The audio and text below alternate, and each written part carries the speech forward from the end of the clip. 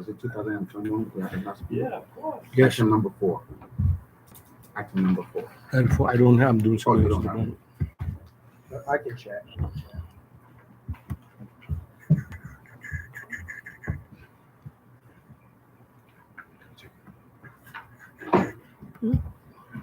Trying to find the date of the last finance meeting. Okay, this is on the live April April stream. 19, 2022. That's April. in 2022. Okay, There you go. Thank you, Molly. I Thank you. appreciate it.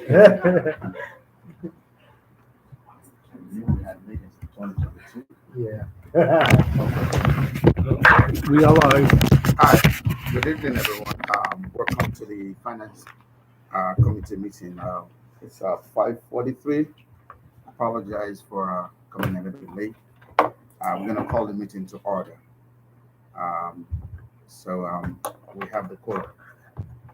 All right. So the next item is the approval of the agenda. Do we have a motion to do? Motion. So moved. Second. All in favor? Aye. Any opposition? Any abstentions? The ayes carry. The consent agenda 3 and 4. Do we have a motion to move that? Motion to approve it. Yeah. I think there's a correction that we need to do on the agenda. It's 2021. So we're going to change that to 2022, yes, sir. April 2022. Okay. All right. So we have that subject to that correction. And all in favor? Aye. Any abstention, any oppositions? The ayes carry. Item number 5, Todd Whitaker amendment. Do we have someone to?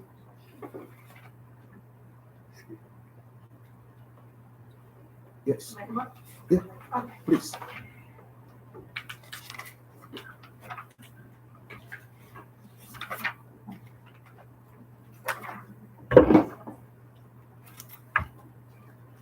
So I'm just presenting on why we're, okay. Okay. So in September, I came before the Finance Committee to present the proposal for Todd Whitaker to come and speak at a PD day at my school. I had a lot of help writing the contract. It was the first time I had done it, and we inadvertently left off the travel costs, the fees associated with getting Todd here.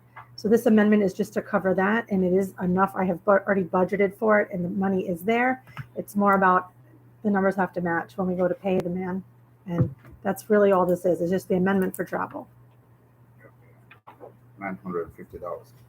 Any questions from the members of the school board? I think this is pretty straightforward. Yeah. Especially when it's $950 and not $9.5 million. Right. He would have stayed somewhere nicer if we did that. All right. Do we have a motion to move this for the final school board approval? Motion to approve. Second. Second. Any opposition? The ayes carry and so forth. Thank you. Thanks, my principal. Nice to see you again. Same here. Item number 6, Mystic Aquarium.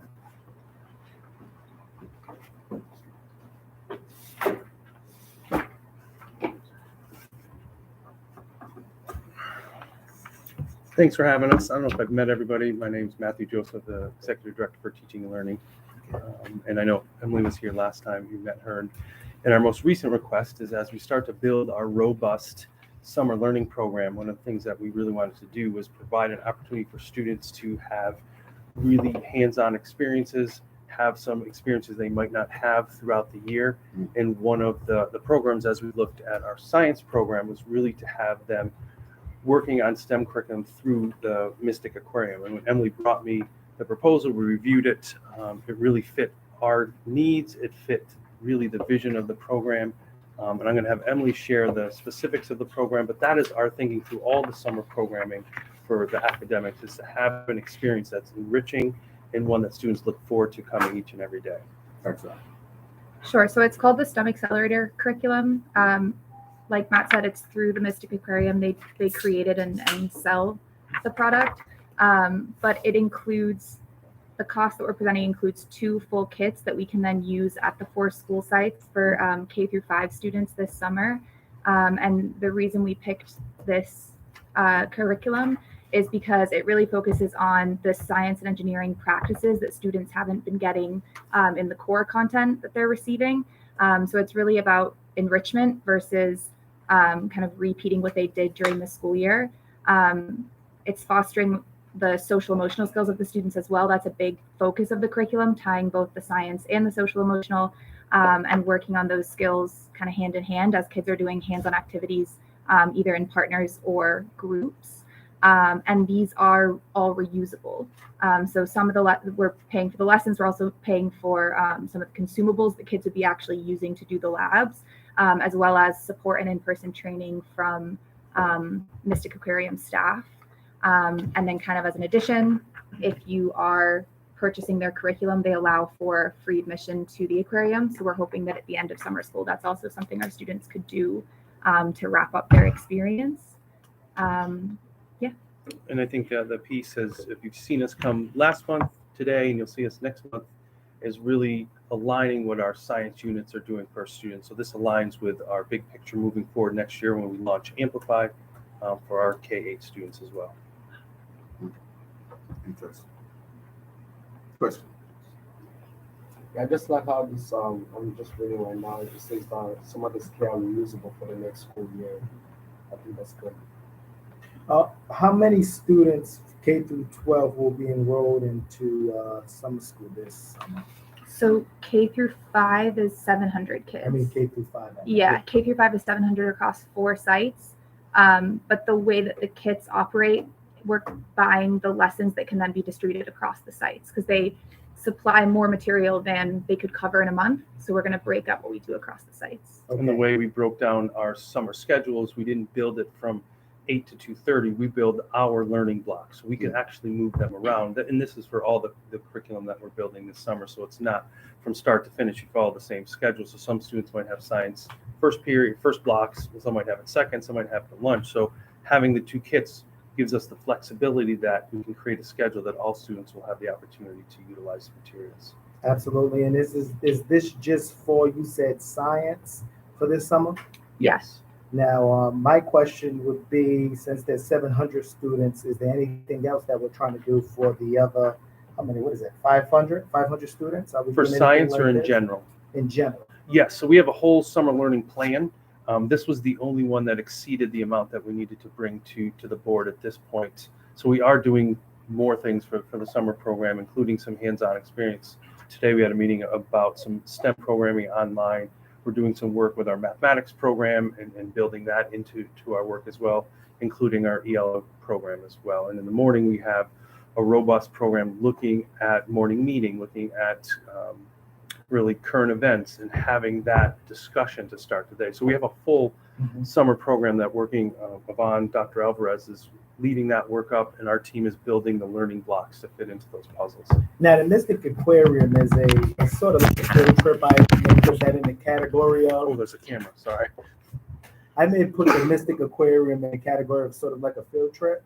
So I'm saying, how would we think, like if students are seeing that there's only a certain amount of students going to like the Mystic Aquarium, even though it's a lesson, and then they have to stay in the classroom, how? So it's the kits themselves would be in person in the Providence schools for the 4 weeks.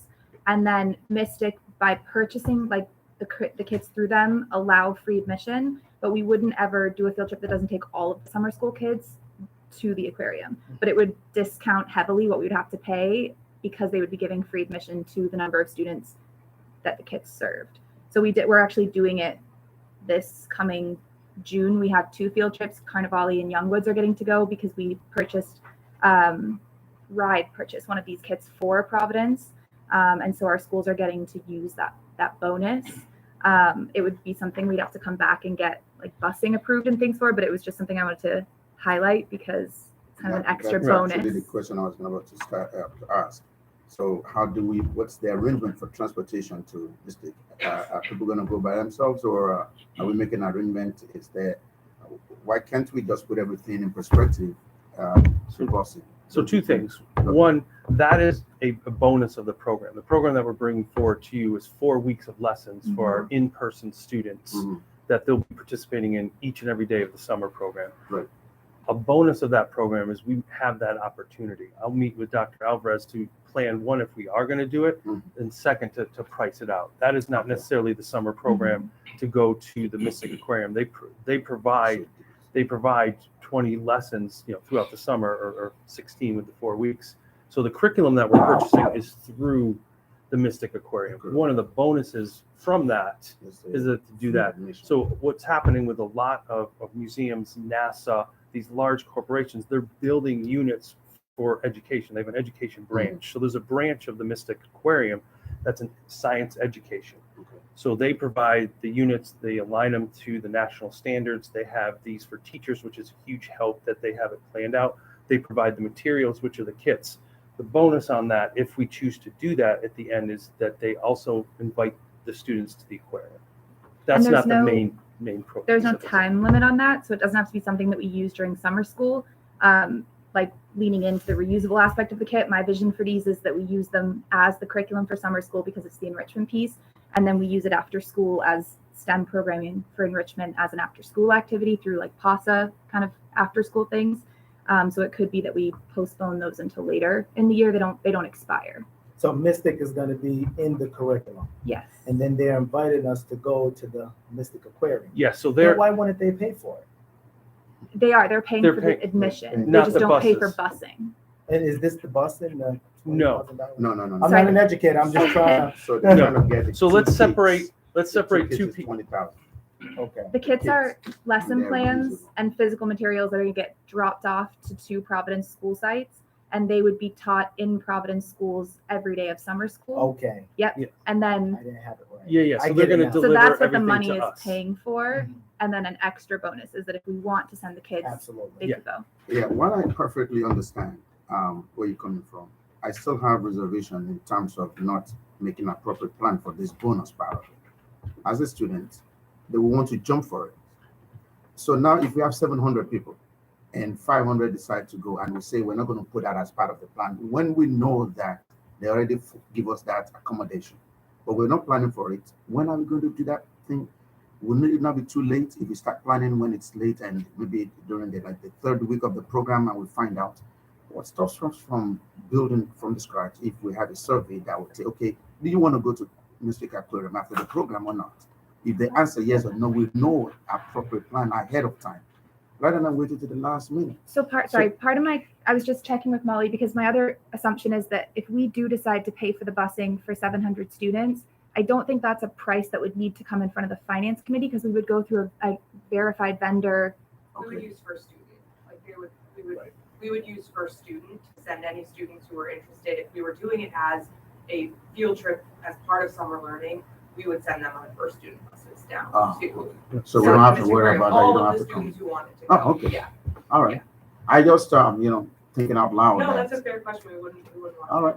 And we're going to be working, as I meet with Dr. Alvarez and make this large plan, it also could be a scaffold that some students go to certain points. It Right. wouldn't be 700 students all rolling in at one day. Mhm. So our first step was to have it approved True. Okay. and then meet with Dr. Alvarez to look at that because it's essentially one piece of the larger curriculum request. Okay. Beautiful. Any other questions? Oh, Okay. Can we have a motion to recommend for approval? Ocean. So move. Second. All in favor? Aye. Aye. Any opposition, any abstentions? The ayes carry.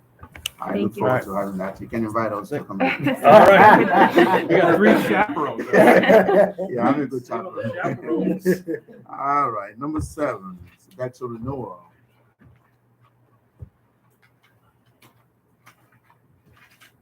Can you push that quick with me? Good evening, Mr. Chairman, committee members. Thank you for giving me the opportunity to speak on this contract tonight. For those of you who don't know me, my name is Lino Cambio. I supervise the food service program for the district. I am tasked daily with managing this large contract that we have with Sodexo for food service management. So what we have here is a 1-year contract renewal with one additional option left for the food service management of all Providence public schools, as well as 15 non-PPSD schools that we vend meals to. The original iteration of this contract was July 1st, 2019. That was a result of an RFP that was put out in March of 2019. Sodexo was the sole bidder during that process. However, we did convene a selection committee of multidisciplinary individuals, those in academics, finance, operations, and so forth, also school board members and community members. And Sodexo did receive an well above satisfactory score on all. So obviously we went forth with them, and we've been very satisfied with their level of service to this point. So this is an option that's going to go into effect July 1st. It'll go through June 30th. It'll cover the 22-23 school year, and then there'll be one more before we put out an additional RFP in probably December of 23 or January of 24. In this contract, you'll notice there's a guarantee of $1.2 million. That's a return that Sodexo provides to us at the end of each year through our cost of operations and the reimbursement we get through the federal meals program.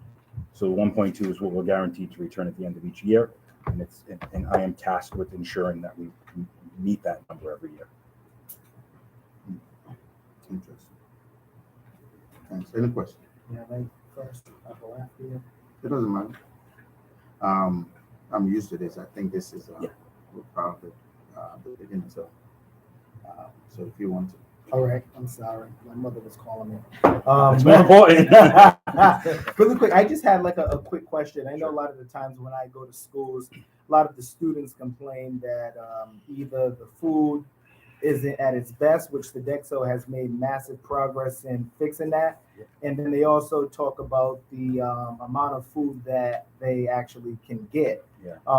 I wanted to know, are we in talks of getting sort of, I believe it's a waiver, to have that waive so we can actually feed our students a bit more, because I believe we're under sort of like a law that we can get waived. Right. So, the portion sizes and the different things that we serve are mandated by the USDA, right? So the amount that we can give, our hands are tied. Mm-hmm. If we want to give additional, it can't be part of the actual National School Lunch Program. That would have to be something on the outside of that. The waiver I think that you're referencing was for white bread, white pizza, and white rice, because the students gave us some feedback on some surveys that the palatability of the brown whole grain rice wasn't something that they were totally into. That's pending right now with RIDE. I'm not sure which way it's going to go. It's actually leaning towards a denial at this point, because obviously the USDA regulations are what they are, and we can't break them necessarily. There's a little bit of wiggle room, and we're waiting to get a final answer on that. But in terms of portion sizes, what we did do is we reinstituted the salad bars at all of our schools, and that allows students to get an unlimited amount of fruits and vegetables after the point of service.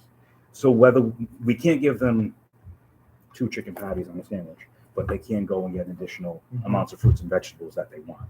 So that's one thing that we try to do to increase, the amount of food that we do give them. But in terms of portion sizes for grains, meats, all that, that's all regulated by USDA. Absolutely. And did they give you a reason why they was leaning towards denial? Well, if you don't have to say. No, I can say back. So back in 2009, Kids First, which is an organization that worked with school nutrition leaders around the state, they came up with Rhode Island nutrition requirements. Those requirements supersede those of the USDA. The USDA says, for instance, that you would have to have a whole grain rich rice served, say, 2 days a week. The Rhode Island nutrition requirement says, no, you have to do that every day. So whereas some districts in other states could potentially serve brown rice one day and white rice the next day, because you average it across the week, we can't do that. So in order to execute that waiver, we would have to bypass Rhode Island general law, and that's probably why they're leaning towards no. So when that might require legislative action. And when we say other districts, are we talking about districts around Rhode Island? No, in other states. In other states. Yeah. So Rhode Island's the only. We go above and beyond the USDA regulation. So if we was to get that waiver and say we was to approve that waiver, we'll say RIDE was to approve it, would they be in trouble, or would they? Oh no, I mean they would have to do it obviously through their legal processes. Okay. With the General Assembly. Okay. Yeah. All right. And really quick, last question. Sure. Who do you work with on the RIDE level as it pertains to sort of like the waiver and the food, or? So they have their own child nutrition programs, and they're the fiduciary of all the funds that come in from USDA. Mm-hmm. So the office is made up of about 6 people, and the director is Jessica Petrolia. Okay. Yeah. Thank you. Yes. Right. You don't have any questions? Okay. Thank you so much. This is something that is not new, and you already said that the provision, but my concern is how we can move forward when this contract expires. I think you said you're gonna put something. Like Yeah, March, December of January. 23, January of 24, we'll put out another RFP and we'll solicit. Okay. Yeah. This 1.2 million. Yeah. That is net of this or gross of this from the 17 million. That is, say it again? The 1.2 million guarantee. Yes. So that is taking it from the 17 million. Right, so the 17 million would be our expenses. What you don't see on that paper is the revenues that we get in from the meals that we serve. Mhm. And if you net the two, we'll end up with the 1.2 million at the bottom. So the revenue minus the 17 million will equal the 1.2. 1.2. Yeah. Okay. All right. So wouldn't it help us to have that kind of the general outlook instead of this net amount, so No, of course. Is it Actually, possible? if you want, I have a copy. If you want to take a copy of this budget, I mean, it's right I'll here. be able to send it to I can send it to you electronically as well. please, Yeah. so that at least I know some of the members of the football would like to see this. Oh, definitely. Absolutely. Yeah, yeah. So Sure, I'll if you share can that. just send that to us, that will help a lot. Okay. Thank you so much. Very good. In the absence of any other question, do you have a motion to recommend this for approval? Motion. To move. Second, all in favor? Aye. Any opposition, any abstentions? The ayes have it. Thank you so much. Thank you, Look Mr. forward to Chairman. seeing Committee you. members. Thank you. Thank you. The next contract is Isaf renewal. Good evening, school board members. Mr. Ernest Cox. Welcome. I have with me tonight is Miss Tiffany Cozzolino. She's going to be the official representative going forward for our iSafe contract. iSafe is a compliance issue that we've had for the last few years. iSafe Enterprise is the only company in the country that does internet security and also the E-rate compact. We currently get, for every dollar we spend for technology, we get $9 from the federal government. And the iSafe company is the one that verifies our kids have had 3 basic lessons each year. And also they keep our acceptable use policy so that there's a way to know, okay, this is who's giving what in what building, and we can pull that report at any time. Last year it went up to $5 per kid, but because we've been with them for 10 years, we had a nice little conversation. So they kept us at the $1 per student amount. Last year we had 24,000 kids. Our projected enrollment for September is 23,000. So that's the $23,000 request for this particular item. Thank you. Do you have something to add to I have nothing to add to that. it? Since you're going to be the official representative, so the next time we know where we see you. Thank you so much. Any questions from the members of the board? No. So my concern, my quick question is quick one: the dollar per student, right? What are we doing to secure that? You remember you were saying like from $1 it went up to $5. That's scary. 23,000 was going to become $100 and something thousand. Is there any way we can secure this in the future so that it doesn't become? Well, the person who's doing this has guaranteed us that he would keep us at the $1 per student as long as we're involved with this program.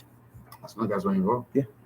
We can As take long that as I next year get the PO from him in time and submit it and all that. So it's just a matter of one. just We'll submit getting it This on comes time. out of Say local money. $80,000. We'll submit on time. Yes, we will. We'll definitely put it on time. All right. Thank you so much. Any motion to recommend this for approval? I don't know, because Mr. Cox presented this. Huh? A motion to approve. So moved. Second, all in favor? Aye. Any opposition, any abstentions? The ayes carry. Thank you so much. Thank you. Are you up next? Yeah. All right. I'm dismissed. I'm Nice to meet you also all. presenting the The Yukon. Comfort Yukon. Okay, let's do it. The University of Connecticut is our closest think tank for gifted and talented education. The state of Rhode Island, for whatever reason, does not offer a class in gifted and talented ed. And so we have our advanced academic courses, and the district has committed to try to make sure our teachers that are teaching those classes have some kind of real formal training in teaching gifted and talented learners. So this program typically happens, this is the 43rd year. Typically, it's on UConn's campus, and it's $2,000 per teacher because it's a whole week. You stay on campus. They have, they have activities for you, they have food, all kinds of stuff. But because of COVID, they went to digital.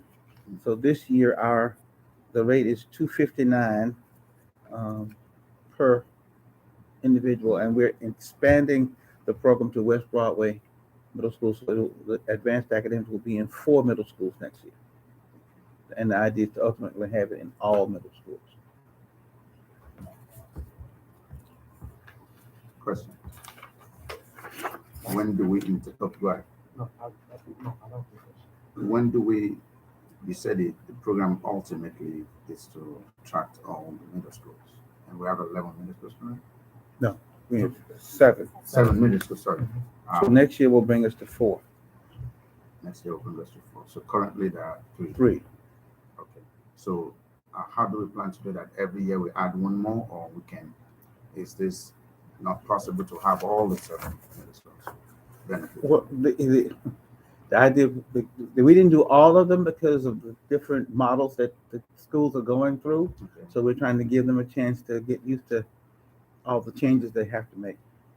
And these schools are the ones, well, we added Roger Williams about 4 years ago. And West Broadway said, we'd like to have this program, and we have the capacity to do it now. So that's a conversation that we're having with the school leadership. Hopefully by next year, we'll add 1 or 2 more until we get to all 7 schools. So this is 25 participants. You said it's 259 per person? Yes. You'll see one person listed at $299. She forgot to register. Okay. And you had to register everybody together.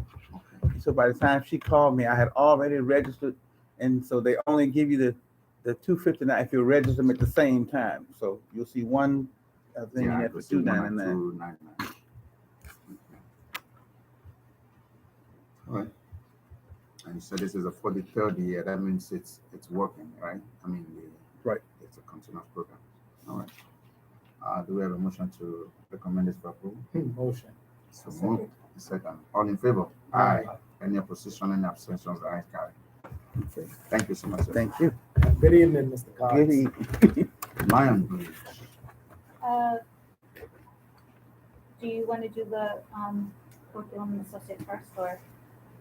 Oh, I'm sorry. That's okay. I guess- I'm doing all 3.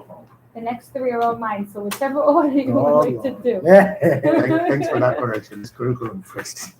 Curriculum associate. Spoke about first. Okay. Yeah, let's go with that. All right. So this is a contract that's supported and managed by the Office of Multilingual Learners. This is for our Elevation program that we utilize.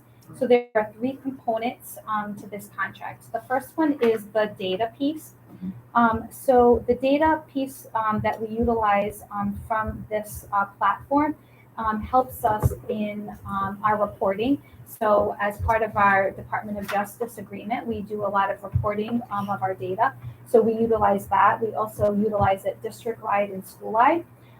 It provides really some robust dashboards to teachers and to principals and district leaders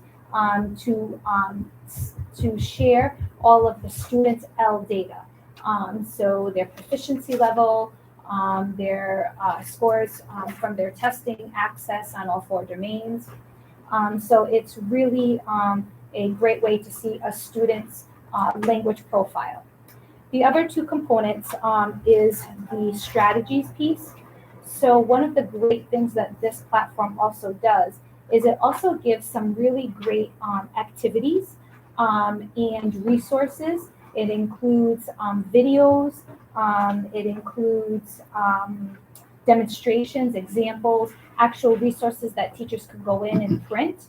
And what teachers can do is actually search by specific topics. So they can say, I would like some more information on background knowledge. And they would put that in and have a library of activities that they could print, utilize the resources, and turn key those resources. And a lot of times they utilize that in their ELD block that's built into their schedule. The third piece that is something that we utilize is for professional development. So some of those modules, we utilize that in trainings with teachers. But one of the things that the company added last year, which is a dual language and bilingual component, which is really beneficial. There's a lot of great modules on that meet criteria for biliteracy, cultural competence. So we've utilized that as an MLO office a lot for professional development with the teachers. So those are the three components that you have seen that are broken up in the proposed budget. We've used Elevation for a number of years. I can't remember the exact number, but it's been a long time that we have used it, and it's a critical piece to our program. Oh, so we've used it before. The new piece we just, I think it was last year, right, Molly? I think last year where we just added the dual language to bilingual piece because it just became available from the company. Sure. So we used a lot of that in trainings with our dual language and bilingual teachers in K through 8. Any questions?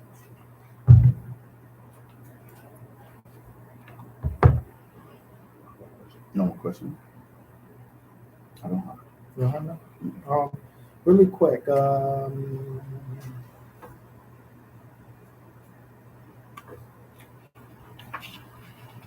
sorry. It's okay.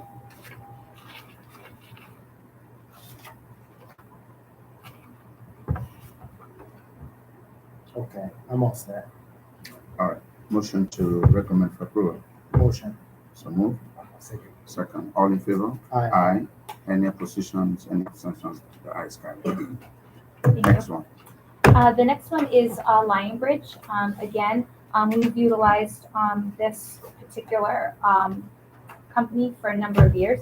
So as you're aware, the board approved, I think it was a few months ago, our new interpretation and translation policy for the district. So this contract is used by district offices. It's used by FACE. It's also used at school level. It is just interpretation. So it's on the phone that if, a family comes in for a meeting and, they need translation, the teacher maybe doesn't speak, say, Spanish or, French, whatever the language would be, they would call the Lion Bridge and somebody would come on the phone and translate. It was something we utilized quite a bit during when we were virtual. And a lot of the teachers and schools utilize this. So that would be the contract to fulfill one of those, one of the policies. And then the next one is effective, which that was a little different. I'll talk about that one separate. Question. Does this program have any competitors that you may have seen or searched up? Well, we use effective, which actually adds another layer. So I'll talk about that one, but just to give you a little idea. So the effective, what that one does is it does translations. So like IEPs or, any kind of notices, PTO notices, we send it to them. They will do translation. I think it's like 250 languages.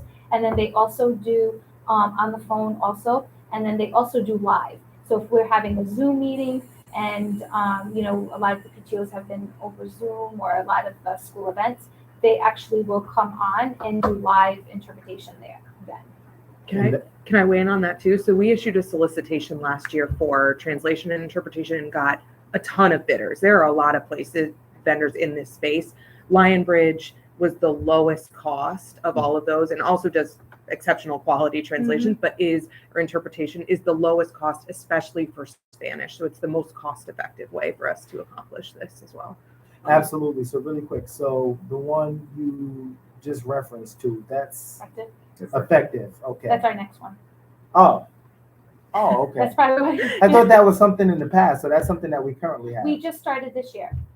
Okay. Effective was just something we started this year. All right. And then the one that we're talking about Lion is the Bridge we've done for at least 5 years. Yeah, they've been in this space for us for a while. Yeah, I would say at least 5 years, but don't quote me on that. Yeah, so last July, you all approved both of these for use this school year. Now we're looking to kind of reapprove them, reuse them for next school year. So between the both of them, what is there any differences to either of them? So Lion Bridge doesn't do the live in person and then the translation of documents. So they don't do that particular service. So that's why we went with the effective, which we've utilized a lot, especially in special ed, as we're doing a lot of interpretation translations for IEP meetings and things like that and IEPs. So Okay, I'm sorry, I'm trying to get it. So effective is what you just said, and then Line Bridge, what is that thing going to replace that effective doesn't? Over the phone interpretation. Over the phone. So Okay. Lionbridge is doing over the phone, Effective is doing over Zoom in person, and then document translation. Okay, makes sense to me. Make a motion. Oh, you got a question? Yeah, I have a couple questions. Right. Just to help me understand. So we already had this. We passed this, approved this before. So are we? So what's the district or the our school district doing to making sure, like, for example, here you mentioned Swahili, making sure that those communities, they are aware that we're providing these services, because you say it's been like a year. I'm just I heard about it a couple of weeks ago. I just feel like maybe we can do like more jobs, reaching out to community and making sure like parents, they're aware like we have all these kind of interpreting system. Especially, I want to also ask maybe like an opinion on the translation. So, we can also, like, let's say something happened in school and the kids, or they speak Arabic or Swahili. Are we gonna send documents home in Swahili or Arabic? yes. So what we've done, sorry, so I want to say also Effective does sign language also. Good. So they do sign language also. So so what we did is we have we trained all the schools on the particular one, Effective. We did Lion Bridge a couple years ago back, but anyone new, we will obviously support them. But for Effective, what we did at the beginning of the year, we asked a representative from each school to be trained, and then their job was to go back to their school and train the rest of their staff. Just recently, I want to say 2 months ago, I think it was at the principal meeting, we shared with them the interpretation and translation policy and shared these particular resources. And every principal, we've given them their own account. Every school has an account. So that way they know that if they have someone who speaks Arabic at their school, they know that they can translate all of those forms, or if they're at a meeting, they can, contact Lion Bridge or Effective to assist with translation. And we've used it district-wide too. We use it, FACE also uses it, and special ed, we use it. So many of our offices use it. And really, does both Line Bridge and, am I saying it right? Line Bridge You're and right. Effective, do they both have the same languages as it pertains to the two? Is both of the languages both the same? Like, I think Effective is more comprehensive. Yeah, I think And I have to double check that one, but I believe Effective is more comprehensive and they include the sign language. But the exact number, does Line Bridge, really quick, then I can avoid it. Does Line Bridge attack the population that we have? oh, absolutely. Okay. They definitely hit all Definitely the hit 4 all. major languages that we Okay. have to The hit. five. Is it 5? Then it's 5. Five, They've yes. definitely got the big 5 for Yes. us. Yeah. And I have not found one yet that we haven't had on Effective. Okay. So The question he asked earlier about, we have all these services. How are we doing to reach out to the parents to let them know that these services are available? Is the district doing anything? Because when you're explaining right now, you said all the schools, the principals and all administrators. But what is the district doing to let the parents know that, hey, we have these services available? If you need these services, is there any communication that is going out to the community? Or how are we ensuring that we're not, because if we have a service, we have an opportunity that is not exploited, it's a waste of money. This is $150,000. So let's assume that we have this service, but we don't reach out to people to let them know. Or the kind of people we're reaching out to are the ones with a major need. For instance, we know Espanol is a major need. Swahili, less population. Arabic, less population. Japanese. But what are we doing to reach out to the community to let them know? I think as a school, and Molly, you may want to answer that, as a school, if I know that I have, families that are Swahili, I'm going to make sure I let them know when you come to parent-teacher conferences, or the teachers, when you come to parent-teacher conferences, that, this is an option. Whereas before, they might have had to bring a translator with them to those meetings. So now the teachers are aware that they have this capacity also. So if they have a child in their classroom that speaks Swahili, then they know that they can utilize it. So they will share with the parents, at our parent-teacher conference, I'm going to have, someone who's going to interpret for you and use this service. So that way they know. District-wide, I know FACE, we've trained all of the members of FACE in these two services. So they also are familiar and utilize it and know that this is available. As far as that, I was just gonna add, I'm I not sure think if there was many of any- our main offices have, so like, yes, this actually was on social media today. Yep. So here's one of our principals holding up some interpretation services, and we're just then happy. so then it has it in all these here are all the This is- services that are this is available. exactly what I am. Yeah, and then Yeah. and then on social media they've Oh, okay. translated each Awesome. of those on, so for those of our families in social media are in Awesome. different languages. So all of our clerks and secretaries at every school knows that we have these interpretation. Oh, they should know. They that we have- should know. And then to Zach's point too, he reminded me, so like of all of like my office and obviously they know about it, it's our contract, but like my office of specialized instruction, my wellness office, they all know and utilize this service. So that way if they need to use it, they know. So like for example, Mr. Catone, who's been handling homeschool, I'm getting him an account so that way if a family calls, to your point, a family who speaks Swahili calls him, and wants some information, he can utilize that service. Interesting. If I can add, I'm in the process now, I've got about 40% of all the policies that are on our website in 7 languages. Yep, and And our so, top. so if any parent wants to look at it, it's already there in all the different languages, and we're in the process of updating, the rest of them. And even the Through Effective.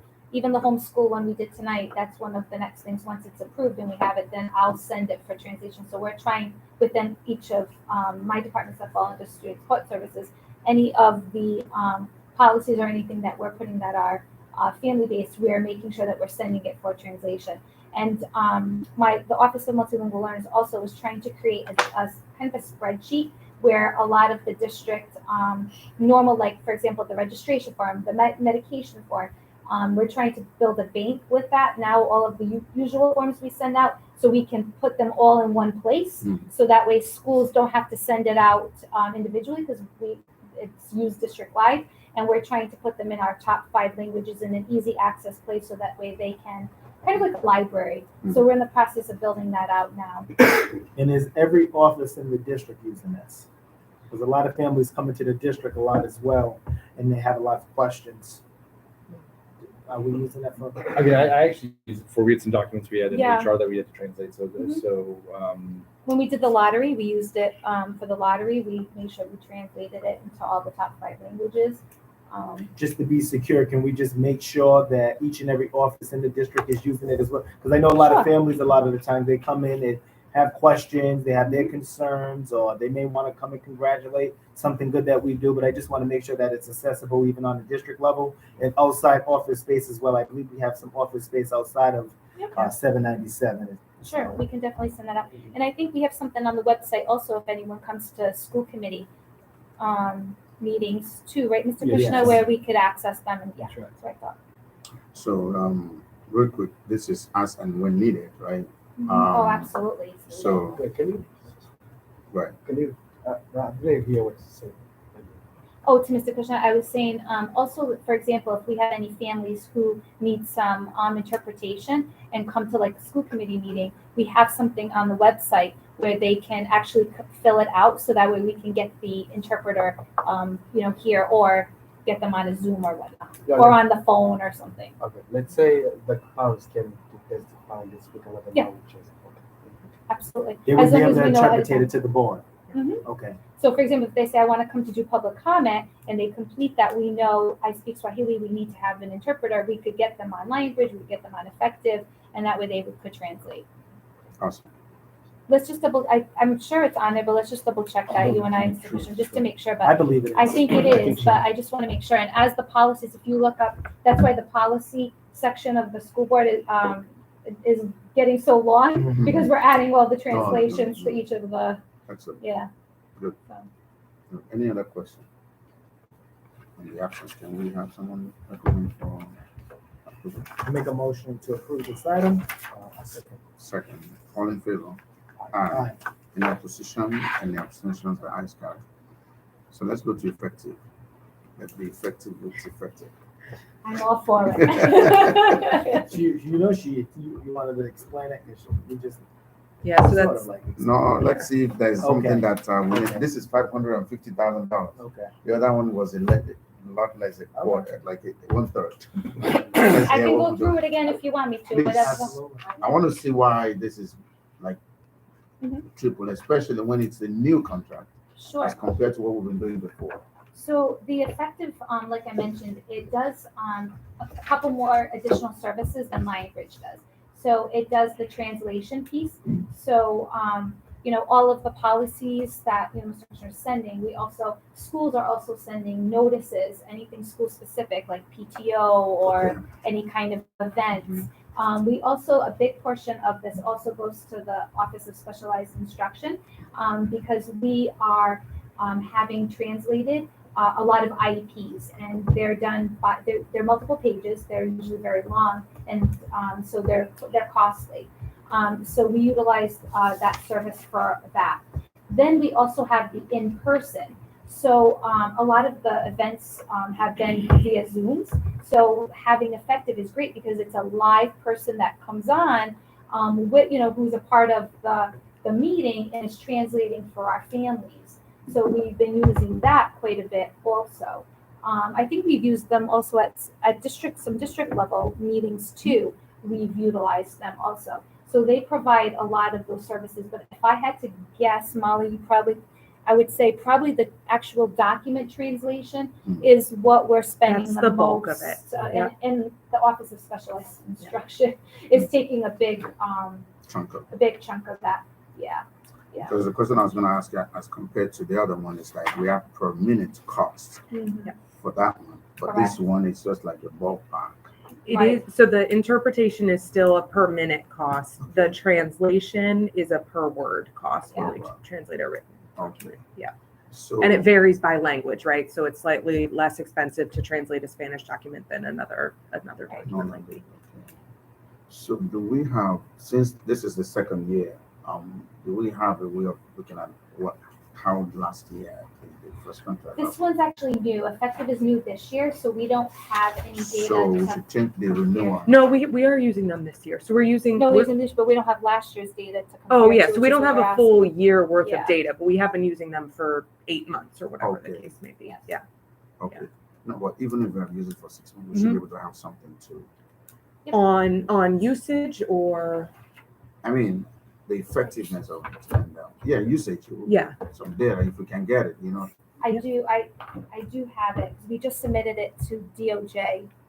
I mean, in terms of effectiveness, and I hate using that word with this contract, but I think that Jen and her team have been very happy with it, and they've been with this one in particular. I think they did initially have languages that they could not support us with, and when we gave feedback to say, "Hey, we really need X language," they went out and found that, and were able to get it done for us. So they've been good partners, and that's a big part of why we are looking to extend it and continue that engagement, because they have been good partners to us in this work.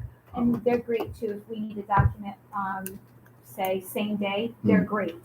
They're great. They'll get it to us, really quick. And I'll send you the data because we just collected it. It's something we present to the Department of Justice as part of our agreement. Right. So we just have that data. How are we doing on that DOJ case?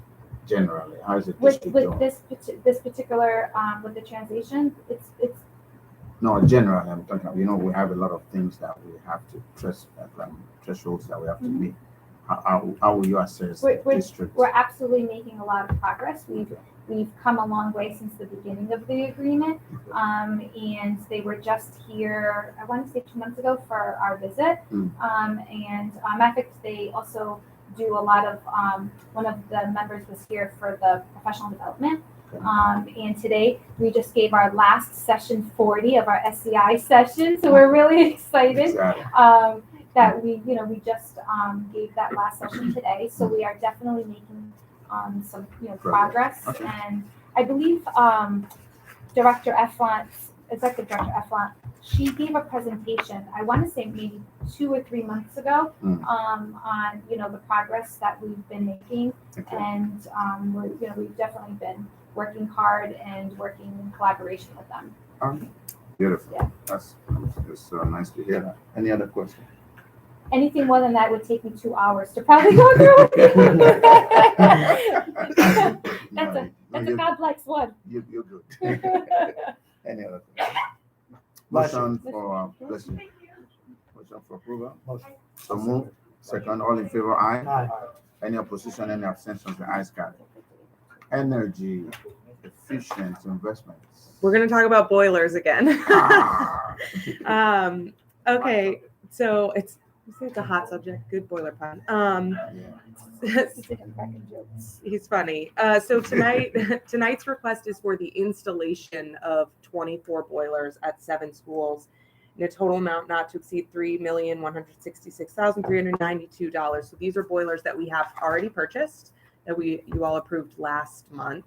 And now we are doing the actual installation at the 7 schools. So again, it's 3 boilers each at VZ, Carnivale, Bailey, and Del Sesto, 2 at Kazarian, and 5 each at Hopkins and Messer for a total again of 24 boilers at those 7 schools. Energy Efficient Investments has been really great to work with for us. They are who we purchased them from, and who are doing the demo of the existing boilers, and they will now be doing the installation of the new boilers. Are we looking to recover anything from the existing boilers? Like, you can give us some discount on it? Is it a consideration? I'm not sure about the answer to that question. Like, could they be reused? Like the boilers that we're replacing? I think most of these are doing because they're close to the end of the life. So I don't know if we can actually recover anything from it. Which is, I mean, we're trying to get in the habit. I think historically we've done these after they've like broken or were an emergency, and so these are ones that are getting near the end of their life. So we'll do it in advance of any kind of urgent situation. Keep having to revive them, I guess. Huh? So as soon as it gets approved by the full board, when will it get underway? When will it start? As soon as the boilers arrive, we will get underway. How long does it normally take? The supply chain is difficult right now, so we think that we'll get these boilers in June, July, and then the energy efficient investments will get to work on installing them right away. I'm not sure how long a boiler installation takes. I will be honest with you on that one. The next heating season for sure. Yeah. So when we did these in the fall, I'm trying to remember the exact time period, but it can take a few weeks. But the big thing to do is to do it before this. Yeah, you got to turn the heat on. So we'll shouldn't be an issue with getting it done. Completely out of line. The water filtration system. How are we doing on those? I should have. I'll get an update from Sal. They've been installed at a number of schools, and I think they're on track to have most, if not all, done prior to the end of this school year. Good job, Zach. I didn't want to ask that question, but I came. No, yeah. And did we come across any issues with the boilers that we installed last year? Through the same company? Not that I know of. So they were at Youngwoods and Gregorian, and I think they have been fine with them. Beautiful. So motion to approve.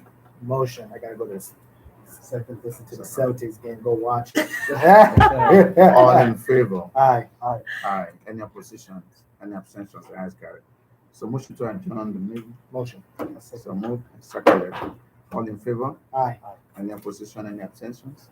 The ayes got it. Thank you so much. Thank you. Thank you. So efficient. Love it. Oh, who's the question?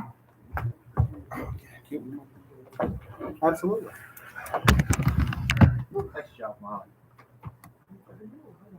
I have a question, Molly. Please. So this is